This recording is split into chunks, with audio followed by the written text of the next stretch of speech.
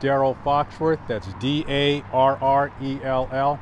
Foxworth, F-O-X-W-O-R-T-H, Special Agent, FBI. At approximately 11:35 this morning, a lone male gained entry to the FBI office here in San Diego. The man jumped over a steel corrugated picket-style fence that you see behind me to gain entry into the premises. Once he jumped over the fence, he then made his way up to the lobby entry door. He attempted to gain access to that door but failed to do so because it's locked. He then walked from the south side of the building to the north side of the building to a parking garage facility where we park our government vehicles. He went into the parking garage. He was in there for a little bit. He went to the upper levels, and then he was able to go from the garage to a single-story building, which we call our annex, which is located right next to our office.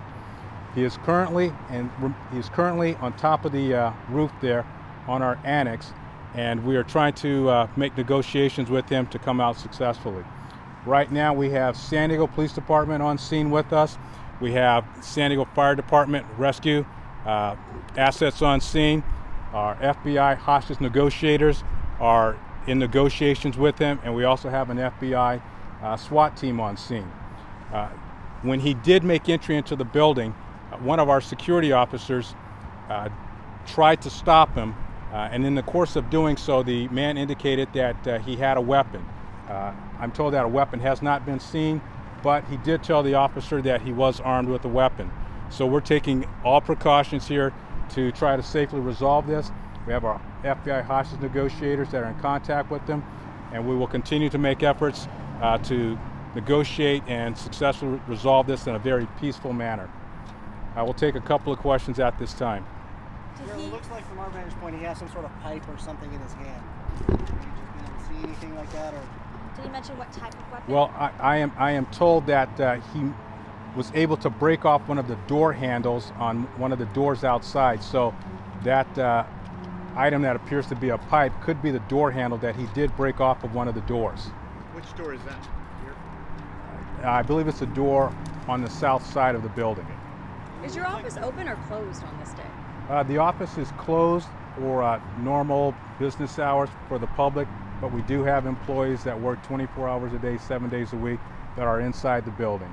We also have security officers here that are right here in the visitor processing center, and it was one of those officers that made the observation and then tried to make the initial contact with them. There's two women behind. How do you prevent this from happening again? Obviously it was pretty easy for him to just jump the fence and make it into the building. Well, we moved into this office last year, and this is one of the most updated FBI field offices in the country. We've taken a lot of security precautions in designing this building, and if you look at this fence, it's about a 7 or 8 foot fence. It's made of steel, it's corrugated, and it's a picket style. So there are very, very sharp edges at the top of this fence. So anyone that would attempt to climb this fence, most people are going to incur some type of injury to themselves by trying to jump over this fence because of the very sharp edges at the top of the fence there. Yes. No, I don't have any information as far as what his motives are at this time.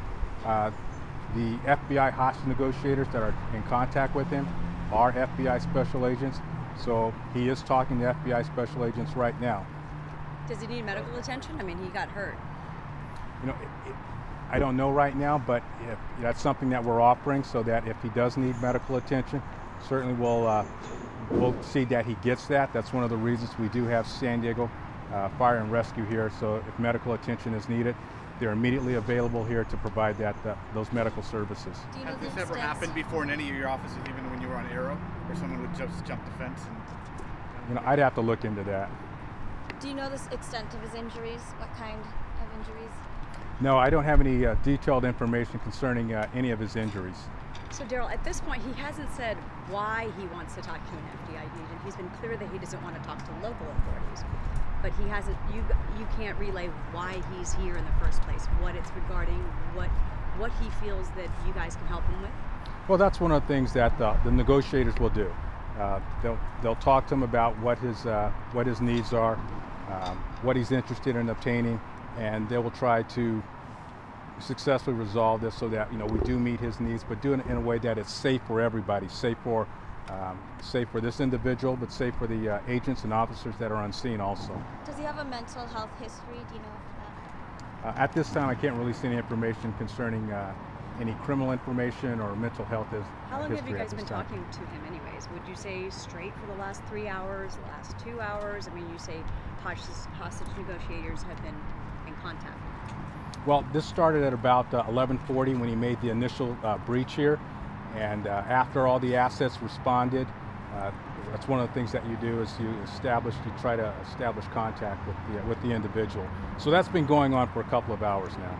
How would you characterize his demeanor right now or his cooperation with you guys? Well, he's not come down from the top of the building so far, so he hasn't fully cooperated at this point, but we're hoping that at some point in time that we'll be able to peacefully resolve this. He seems relatively calm. He doesn't seem very agitated. Pardon? He seems relatively calm from what we can see. How would you characterize? You know, I haven't been in contact with them. I haven't talked to the negotiators yet, but like I said, he hasn't completely cooperated with us, because if he did, he would not be on the top of the building, and I wouldn't be here talking to you. So, we hope that sometime here before the end of the day that he does come down, and if he needs medical attention, we'll certainly provide that medical attention to him. But like I say, it's an ongoing situation. It's pretty fluid right now, so we're just hoping for the best. What's his way down? I mean, what's his only way coming down? Is there a way? There's a way for him to come down. Yes, there is. Did he break any surveillance cameras and threaten any police officers? Well, as I said, that when he did make the initial breach onto the property, he did make a statement to one of the security officers that he did have a weapon. It looks like about a Should go inside your annex building, or just No, on the roof? no. He was always outside of the property. He never gained entry into the FBI office space. He was always outside the building.